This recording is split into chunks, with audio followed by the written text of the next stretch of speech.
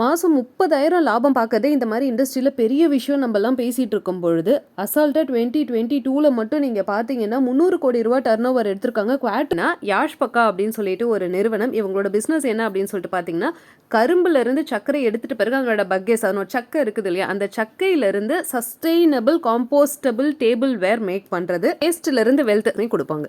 So இப்போ நம்ம யாஷ் பக்கா லிமிடெட் உள்ள இருக்க என்டர் ஆகும், which is previously called as ash papers அப்படின்னு சொல்லிட்டு இருந்தாங்க. ஸோ பேசிக்காக இந்த நிறுவனத்தோட ஃபவுண்டர் பார்த்தீங்கன்னா 1981 மிஸ்டர் ஆர்கே ஜுன்ஜுன்வாலா, இவரோட சன் தான் வந்து வேத் கிருஷ்ணா. இப்போ வந்து வைஸ் சேர்மனாக யாஷ் பக்கா லிமிடெட் அதை வந்து ரன் பண்ணிட்டு இருக்காங்க. ஸோ இன்னும் நம்ம ரொம்ப ஸ்பெசிஃபிக்காக சொல்லணும்னா இதில் ஒரு பெரிய ரெவல்யூஷன் எடுத்துகிட்டு வந்தது வந்து மிஸ்டர் வேத் கிருஷ்ணா அவர் தான். ஸோ பேசிக்காக பார்த்தீங்கன்னா இது ரொம்ப ராவான இண்டஸ்ட்ரி. ஐ மீன் ப்ராஃபிட் எடுக்கிறதுக்கு ரொம்ப லேட் ஆகும், ரொம்ப ட்ரையான ஒரு இண்டஸ்ட்ரி. ஆப்பர்ச்சுனிட்டிஸ் இருந்தாலும் அவ்வளோ சீக்கிரம் வந்து லாபம் பார்க்க முடியாதுன்ற மாதிரியான ஒரு செக்டாரில் இல்லை, இந்த செக்டார்லேயுமே வந்து ஒரு எவர்கிரீன் ஆப்பர்ச்சுனிட்டியை உருவாக்க முடியுன்ற மாதிரி கொண்டு வந்திருக்காங்க. ஸோ இவங்க இண்டஸ்ட்ரி எப்படி உள்ளே வந்தாங்கன்றதுக்கு ஒரு குட்டி ரீகேப் பார்த்துடலாம். கே ஜுன்ஜுன்வாலா சொல்லியிருந்தேன் இல்லையா, 1981 இந்த பிஸ்னஸை ஸ்டார்ட் பண்ணுறாங்க. இவங்க ஸ்டார்ட் பண்ணுற பீரியடில் பார்த்தீங்கன்னா இந்த சுகர் கேனோட பகேஸே இருக்குது இல்லையா, லைக் அதனோட வேஸ்ட் எல்லாத்தையுமே ஜஸ்ட் வந்து பேப்பர் பேக்ஸாக வந்து மேனுஃபேக்சர் பண்ணக்கூடிய ஒரு நிறுவனமாக இருந்திருக்காங்க. ரொம்ப ஆவரேஜான ப்ராஃபிட். ஒரு மாதம் ப்ராஃபிட் வரும், ஒரு மாதம் லாஸ் வரும். இப்போ எப்படி நம்ம அரேக்கா பிளேட்ஸை பாக்கு மட்டை தட்டப்பட்டுமோ சீசன் பொறுத்து நமக்கு மாறுது இல்லையா, அதே போல் தான் வந்து இவங்களுக்கும் வந்துட்டுருக்கு. அப்புறம் பார்த்தீங்கன்னா வந்து லாட்ரி டிக்கெட்ஸ் வந்து ரொம்ப அதிகமாக ஆரம்பிச்ச ஒரு பீரியட் இருந்துச்சு. அந்த லாட்ரி டிக்கெட்ஸ் எல்லாத்தையுமே ரீசைக்கிள் பண்ணி பேக்ஸாக வந்து கன்வெர்ட் பண்ணாங்க. அதில் செம்ம ப்ராஃபிட் ஆரம்பிச்ச நாள் 1லேருந்து வந்து ப்ராஃபிட் வந்து பார்த்துக்கிட்டு வந்தாங்க. இந்த ரெண்டு விஷயங்களையுமே மாற்றி மாற்றி பண்ணிக்கிட்டு இண்டஸ்ட்ரி வந்து ஆவரேஜாக அப்படியே போயிட்டு இருக்கு. ஒரு குறிப்பிட்ட இயர்ஸ் ஆகுது. அந்த குறிப்பிட்ட இயர்ஸ்க்கு அப்புறம் பார்த்தீங்கன்னா கே ஜுன்ஜுன்வாலா அவரால் வந்து இந்த பிஸ்னஸை ரன் பண்ண முடியல because of age factor. So ஃபேக்ட்ரியை வந்து ரீசேல் பண்ணிடலாம், சேல் பண்ணிடலாம் அப்படின்ற ஒரு ஐடியாவுக்கு வராங்க. அன்எக்ஸ்பெக்டட்லி விருப்பமே இல்லாமல் மிஸ்டர் வேத் கிருஷ்ணா, அவரோட மூத்த பையன் மிஸ்டர் வேத் கிருஷ்ணா வந்து ஃபீல்டு உள்ள வராரு. ஆட்டோ பைலட் ஆகணுன்றது தான் வேத் கிருஷ்ணாவோட ட்ரீமாக இருக்குது. பட் அதை தாண்டி வந்து ஃபாதரோட பிஸ்னஸை வந்து கையில் டேக் ஓவர் எடுக்கணும் அப்படின்றது வந்து ஒரு கம்பல்ஷனான ஒரு சுச்சுவேஷனில் தான் வந்து பிஸ்னஸ் உள்ள வராங்க. ஸோ வந்தவர் பிஸ்னஸை டேக் ஓவர் எடுக்கிறாரு, அனலைஸ் பண்ணுறாரு, இது எப்படி வந்து நெக்ஸ்ட் லெவலுக்கு வந்து க்ரோ பண்ண முடியும் அப்படின்ட்டு.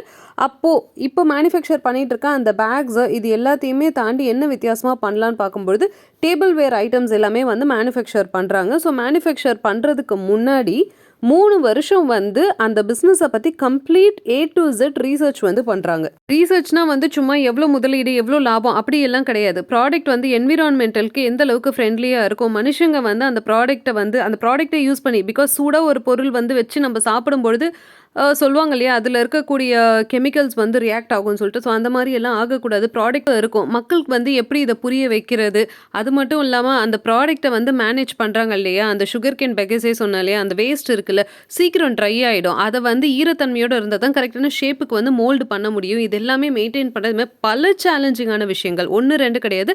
பல சேலஞ்சிங்கான விஷயங்களை ஓவர் கம் பண்ணி R&D பண்ணி அதுக்கப்புறமேட்டுக்கா சக்குன்ற ஒரு சூப்பர் பிராண்டை வந்து மார்க்கெட்டில் லான்ச் பண்ணுறாங்க. இதை வந்து 100% பயோடிகிரேடபிளாக 100% கெமிக்கல் ஃப்ரீயாக உருவாக்கணும்னு ட்ரை பண்ணுறாங்க. ஸோ இதுதான் இவரோட one of the biggest marketing ethics and marketing ஸ்ட்ராட்டஜியாகவே ஃபியூச்சரில் மாறுது.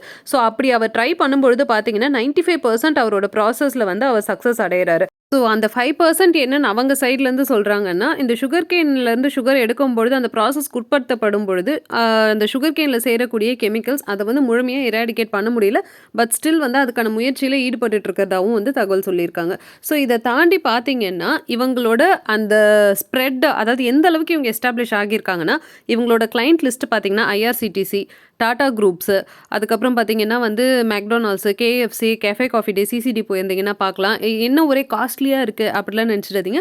ஸோ காஸ்ட்லிலாம் கிடையாது. நான் எதுக்காக இதை சொல்கிறேன்னா, லைக் எங்கெல்லாமோ இந்த மாதிரி வந்து இதெல்லாம் ஹையர் எண்டுன்னு நம்ம சொல்கிறது ஓகேவா. இந்த ஹையர் எண்ட்லேயும் வந்து இந்த மாதிரி ப்ராடக்ட்ஸை நம்மளால் ரீச் பண்ண வைக்க முடியுன்றதுக்காக தான் இது ஒரு எக்ஸாம்பிளாக நான் சொல்கிறேன். இப்போ எக்ஸ்போர்ட் மார்க்கெட்லேயே இவங்களோட மேஜரான கிளைண்ட்ஸ் பார்த்தீங்கன்னா Amazon, Google, Starbucks and healthy ரெம்ஸா, இவங்க எல்லாருமே வந்து பண்ணுறாங்க.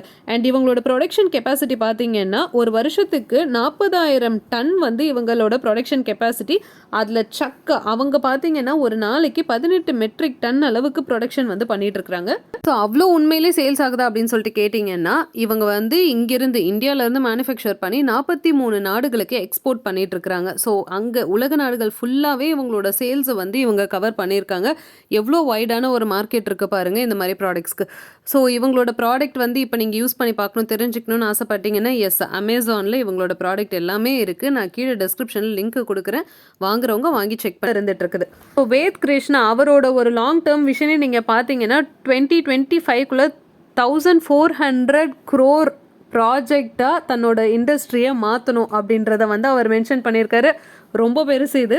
பட் வந்து அவரோட எய்மே வந்து அதுதான். அவர் வந்து அதுக்கு ஒரு இவாலுவேஷன் கொடுத்துருக்காரு. என்னன்ட்டு கேட்டிங்கன்னா, இதுதான் அவரோட ஸ்ட்ராட்டஜியாக கூட இருக்கலாம். ஒரு நாளைக்கு 3 வேளை வந்து சாப்பிட்றாங்க. 3 மீல்ஸ், ஒரு சிங்கிள் பர்சன் ஒரு நாளைக்கு 3 வேளை சாப்பிட்றாங்க. ஒரு மாதத்துக்கு கணக்கு பண்ணிங்கன்னா 90 வேளை வந்து அவங்க சாப்பிட்றாங்க. ஒரு வருஷத்துக்கு கணக்கு பண்ணிங்கன்னா ஒரு சிங்கிள் பர்சன் வந்து 1000 வேளை சாப்பிட்றாங்க. இந்த மாதிரி என்னால் வந்து இந்தியாவில் அட்லீஸ்ட் ஒரு கோடி மக்களை கவர் பண்ண முடிஞ்சால் போதும். என்னோட டார்கெட் ரொம்ப பெருசு தான், but still I can achieve it அப்படின்றத வந்து சொல்லியிருக்காங்க. யோசிச்சு பாருங்கள், 1 கோடி பேர் 3 வேளையும் ஒரு வருஷத்துக்கு இவங்களோட ப்ராடக்ட்டை யூஸ் பண்ணும் பொழுது என்ன மாதிரி ஒரு ரெஸ்பான்ஸ் வந்து கம்பெனிக்கு இருக்கும் அப்படின்றது. எஸ், இப்போ மெயினாக வந்து இவங்களோட ஸ்டோரி, லைக் இவங்களோட சக்ஸஸ் ஸ்டோரி நம்ம எதுக்காக சொல்லியிருக்கோன்னா, நிறைய பேர் வந்து ஒரு பிஸ்னஸ் வந்து ஸ்டார்ட் பண்ணியிருப்பீங்க. ஸ்டார்ட் பண்ணிவிட்டு அட் எனி பாயிண்ட் வந்து ஏதாவது ஒரு சின்ன சின்ன அப்டிக்கல் வந்து நமக்கு வந்து அதை ஸ்டாப் பண்ணப்பட்டிருக்கும். மைட் பி 1 மாதம் இல்லை 2 மாதம் இல்லை 3 மாதம் 6 மாதம் வரைக்கும் கண்டினியூஸாக லாஸ் கூட இருந்திருக்கலாம்.